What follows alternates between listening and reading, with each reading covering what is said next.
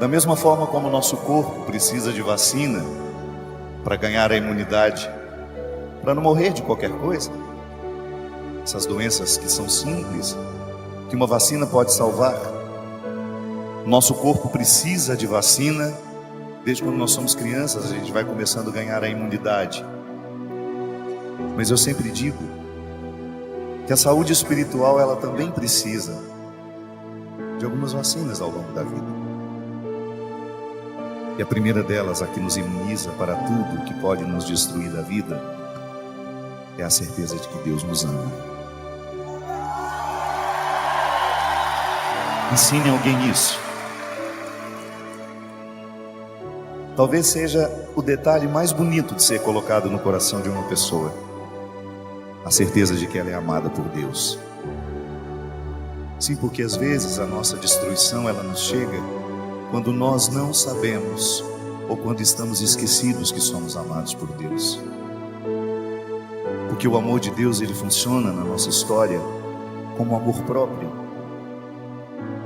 Quanto mais você acredita que Deus te ama, muito mais condições você vai tendo de se amar. E quem se ama tem a imunidade mais poderosa contra as ciladas do inimigo. O diabo não pode fazer muita coisa num coração que se ama e se respeita. Pode observar, as destruições que o diabo oferece, elas sempre encontram espaço para crescer em pessoas que não estão se amando, que estão vivendo um processo de desrespeito pessoal. Você sabe disso, eu não preciso ficar dizendo muito. Basta você revirar algumas páginas passadas da sua história e você vai ver o quanto você se tornou um alvo fácil para os diabólicos de plantão, no momento em que você não se amava, que você não se respeitava. E nessas mesmas páginas que te mostram o quanto você foi um alvo fácil para o diabo, nas situações diabólicas que existem pelo mundo o tempo todo, você também vai descobrir como você foi forte para dizer não àquilo que lhe destruía, porque a sua dose de amor próprio estava em dia.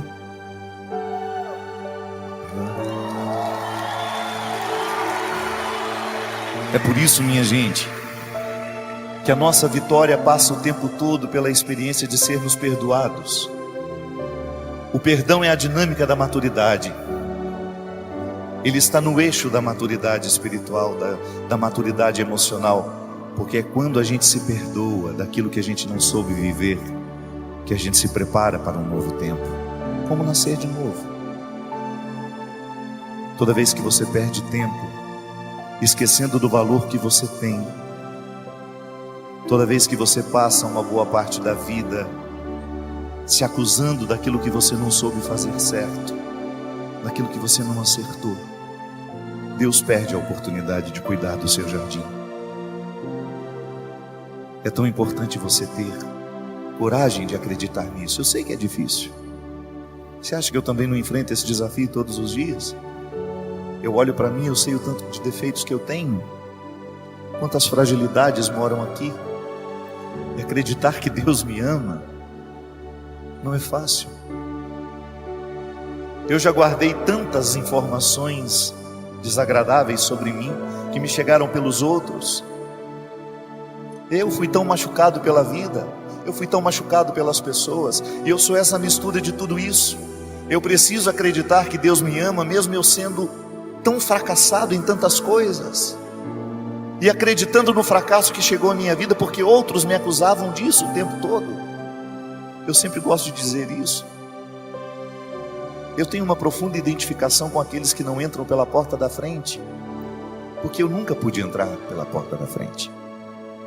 Eu também nunca fui muito acreditado. E não estou dizendo isso aqui para me lamentar, não. Eu estou apenas dizendo que se hoje Deus me coloca num meio diferente para estar com pessoas diferentes, é porque eu fui achado da mesma forma. E seria uma incoerência da minha parte não ter um profundo respeito por todos os que passam pelo meu caminho, por mais diferentes que eles sejam de mim, porque eu também um dia fui achado por Jesus assim, na beira da estrada. eu não estava no caminho principal, eu estava na beira da estrada. E desde então eu descobri que o meu sacerdócio é andar pela beira da estrada, lá onde eu também fui achado, porque há tantos como eu, necessitados de serem olhados nos olhos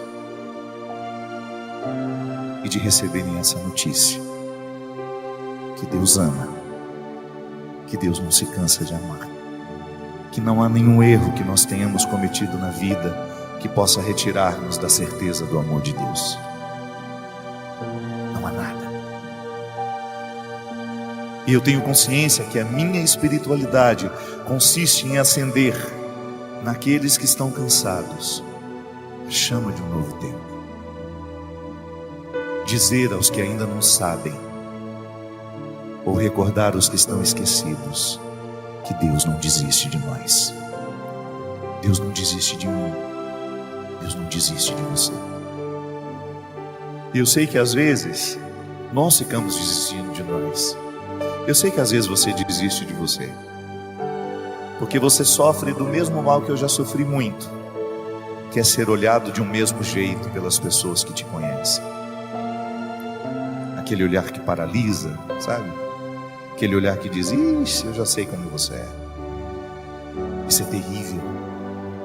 Às vezes nós precisamos a chance, apenas de uma chance, de um olhar que nos olhe como se fosse o primeiro dia de nossa vida. Às vezes é só isso que nós precisamos.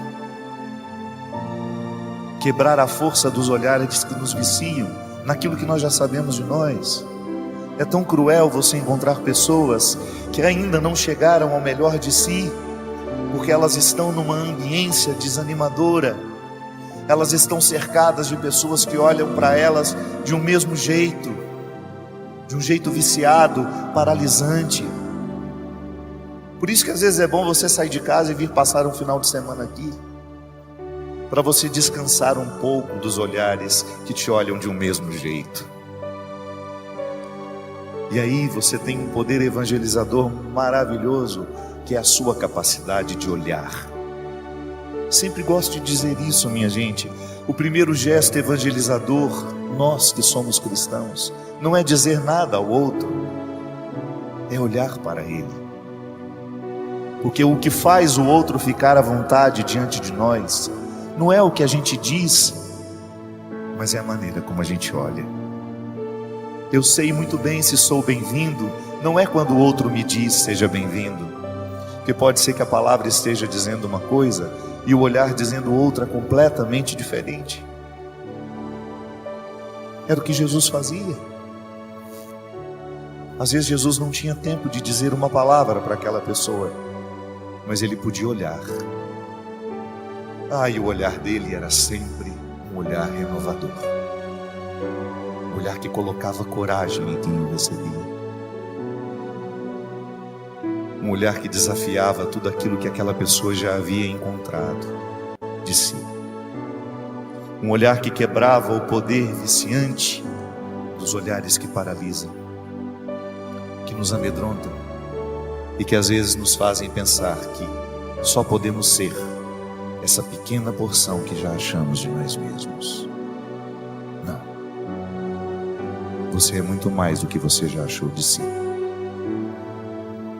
Você está apenas começando. Você está apenas começando. Ouse acreditar. Ouse acreditar que o melhor que há em você ainda não veio à tona. Ouse acreditar que hoje o de olhar de Jesus é para você, que já está desanimado de si, que coleciona fracassos, que coleciona decepções. Ouse acreditar que hoje esse olhar é para você. Ouse pensar que tudo isso aqui foi colocado, foi pensado para que nessa noite você fosse visitada pela certeza do amor de Deus por você.